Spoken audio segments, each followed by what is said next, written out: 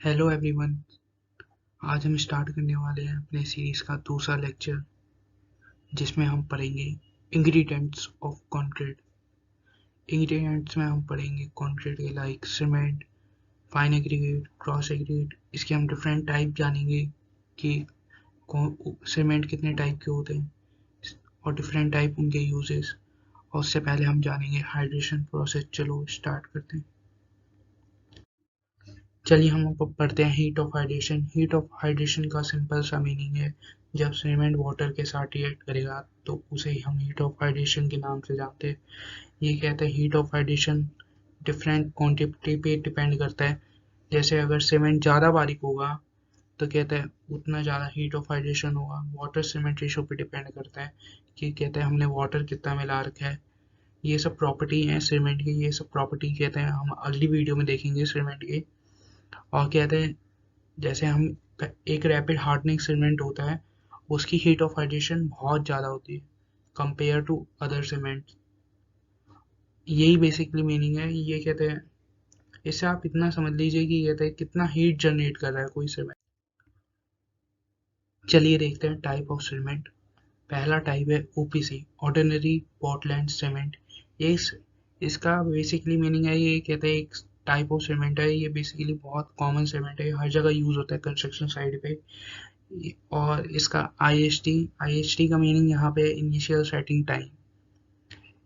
Initial setting type OPC का 30 minute से कम नहीं होना चाहिए, क्योंकि अगर 30 मिनट से कम हुआ तो हम जैसे ही बनाएंगे वैसे ही 30 मिनट के अंदर ही वो कहते हैं सीमेंट हार्ड होने लगेगा, तो वो उसका कोई यूज़ नहीं रह जाएगा। और ट्रांसपोर्टेशन के लिए भी, अगर कई बार हम जब ट्रांसपोर्ट करते हैं one side to other side cement को, तो कहते हैं उसके लिए भी हमें टाइम चाहिए होता है आई एस टी।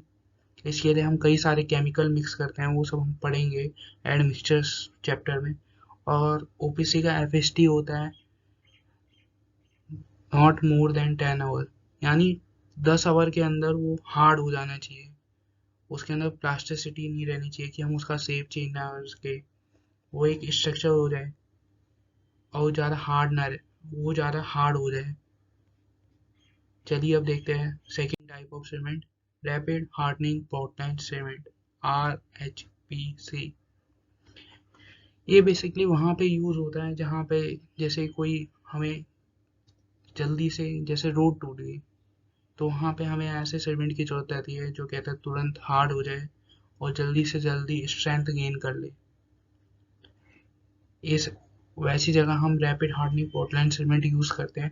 पर इसका डिसएडवांटेज ये है कि इसमें क्रैक बहुत फॉर्म होते हैं। जैसे मैंने आपको बताया था हीट ऑफ हाइड्रेशन क्या होता है, इसमें हीट ज़्यादा जनरेट होती है, जिसकी वजह से कहते हैं क्रैक ज़्यादा फॉर्म होते हैं रैपिड हार्डनिंग पोर्टलैंड सीमेंट में। और कहते हैं इसका, इसमें कहते हैं C3S जो सीमेंट का एक मेन कंपोनेंट होता है, वो बहुत अमाउंट में प्रेजेंट होता है, जो इसकी इनिशियल स्ट्रेंथ के लिए कहते हैं बहुत जिम्मेवार होते हैं। और आप इसी से समझ सकते हैं कि रैपिड हार्डनिंग सीमेंट कितनी जल्दी अपनी स्ट्रेंथ गेन कर लेता है। कि जैसे जैसे ओपीसी है, जितनी स्ट्रेंथ 7 दिन में गेन करेगा, ये सिर्फ 3 दिन में गेन कर लेता है उतनी स्ट्रेंथ। तो आपको समझ में आ गया होगा रैपिड हार्डनिंग सीमेंट क्यों यूज़ करा जाता है। इसके डिसएडवांटेज क्या है? डिसएडवांटेज अगर कोई पूछे तो आप ये लिख सकते हैं कि इसमें क्रैक बहुत फॉर्म होते हैं because of heat of hydration. और ये कहते हैं ओपीसी, जब हम 1 साल बाद आप इसमें देखेंगे तो इसमें हमेशा ओपीसी से कम स्ट्रेंथ होगी। जितना ओपीसी लोड कैरी कर सकता है उतना ये नहीं कर सकता। पर ये कहते हैं इमरजेंसी बेसिस पे यूज़ करा जाता है। जैसे कोई हमें जल्दी रोड बनाना है तो चलिए हम देखते हैं। चलिए थर्ड टाइम देखते हैं पोज़ोलाना सीमेंट। इसमें बेसिकली हम पहले देख लेते हैं पोज़ोलानिक मटेरियल क्या होता है। पोज़ोलानिक मटेरियल वो मटेरियल रहते हैं जो बाइंडिंग प्रॉपर्टी गेन कर लेते हैं in the presence of calcium hydroxide and water. इसका मतलब क्या हुआ, इसके अंदर कोई खुद की बाइंडिंग प्रॉपर्टी नहीं रहती। जैसे इसमें बेसिकली एग्जांपल दूँ, राख, जो फ्लाई ऐश होती है, वो हमारे से कहते हैं जहाँ पे बिजली जनरेट होती है वहाँ पे बिग अमाउंट में जनरेट होती है। तो हम उस राख में कैल्शियम हाइड्रोक्साइड एंड वाटर को मिला के उसे सीमेंट की तरह यूज कर सकते हैं अपने कंस्ट्रक्शन साइट में। तो इसीलिए कहते हैं ये इकोनॉमिकल भी रहता है। इसका एक पॉइंट, बेसिक पॉइंट ये भी है कि ये इकोनॉमिकल रहता है कंपेयर टू अदर सीमेंट्स, क्योंकि कहते हैं इसमें आपका सीमेंट कम यूज होता है और ये खुद एक सीमेंट प्रॉपर्टी के जैसे काम करता है। और इसका एक सबसे अच्छा एग्जांपल है फ्लाई ऐश सीमेंट। चलिए अब अगले से टाइप ऑफ सीमेंट देखते हैं, quick setting cement. Quick setting cement कहते हैं जल्दी सेट हो जाता है as compare to rapid hardening cement. इसका बेसिकली यही है कि कहते हैं जैसे आपका इसका FHT कहते हैं रैपिड हार्डनिंग सिस्टम से भी कम रहता है, जैसे उसका मोर देन 10 आवर रहता है, तो इसका उससे 10 आवर से भी कम में हार्ड हो जाता है। और इसका बेसिकली यही मतलब है कि कहते हैं जैसे कोई हमें और ये इसलिए भी यूज होता है क्योंकि जैसे हमें कोई अंडर कंस्ट्रक्शन वर्क करना है और वाटर के अंदर, तो हम सीमेंट को ज़्यादा देर तक बचा के रख नहीं सकते वाटर से, तो इसीलिए हम वहाँ पे ऐसे सीमेंट यूज़ करते हैं जो जल्दी से जल्दी हार्ड हो जाएं और अपनी स्ट्रेंथ गेन कर दे, जिससे कहते हैं वो वाटर के फ्लो को कहते हैं रजिस्ट कर पाए, उनके सामने टिके रह सके, स्ट्रेंथ रहे उनके अंदर, हमारा बेसिकली स्ट्रक्चर फेल ना हो जाए उस जगह और हम आराम से अंडर द वाटर भी कंस्ट्रक्शन कर सके। यही मीनिंग है कि कोई सीमेंट इसलिए यूज होता है, ये कहते हैं बेसिकली उतना पॉपुलर नहीं है पर कहते हैं यूज होता है कंस्ट्रक्शन साइड में। चलिए अब फिर देखते हैं हाई एल्यूमिना सीमेंट। इसमें कहते हैं बेसिकली एल्यूमिना की मात्रा ज़्यादा रहती है और इसका IST रहता है 3.5 आवर और FST रहता है 5 आवर एंड और इसका कंप्रेसिव लोड है ये बहुत ज़्यादा रजिस्ट कर सकता है एज कम्पेयर टू OPC। और ये बहुत स्ट्रॉन्ग रहता है, जैसे OPC पे आप लोड डालेंगे तो उससे ज़्यादा स्ट्रॉन्ग रहेगा। और कहते हैं इसमें भी हीट ऑफ हाइड्रेशन बहुत ज़्यादा होती है बिकॉज क्योंकि ये अर्लियर स्ट्रेंथ गेन कर रहा है। चलिए अब तो टाइप ऑफ सीमेंट देख लिया, अब देखते हैं हम फाइन। चलिए अब हम पढ़ेंगे क्लासिफिकेशन ऑफ एग्रीगेट। उसमें हम पहले पढ़ेंगे फाइन एग्रीगेट। फाइन एग्रीगेट का मतलब है जो 4.75 mm से पास हो जाए और 75 माइक्रोन पर रुक जाए।